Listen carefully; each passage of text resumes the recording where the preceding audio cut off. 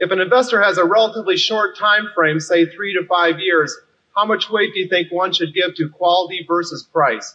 Well, if your time frame is 3 to 5 years, I wouldn't advise it being that way, because I think if you think you're going to get out then, it gets more leaning toward the bigger fool. The best way to look at any investment is how will I feel if I own it forever, and put all my family's net worth in it.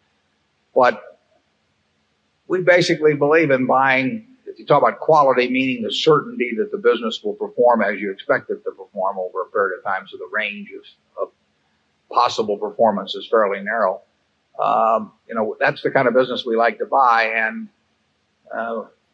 all I can say is that we like to pay a comfortable price, and that depends to some extent on what interest rates are.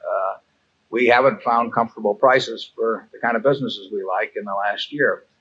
We don't find them uncomfortable in the sense that we want to sell them, but they're not prices at which we added to Coke one time about, 5 years ago or thereabouts, and it's conceivable we would add again.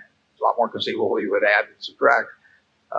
But that's the way we feel about most of the businesses. We did make a decision last year that we thought bonds were relatively attractive, and we trimmed certain holdings and eliminated certain small holdings in order to make a bigger commitment in bonds. Charlie? Yeah, you talk about quality versus price. The investment game always involves considering both quality and price, and the trick is to get more quality than you're paying for in the price. It's just that simple. But not easy. No, but not easy.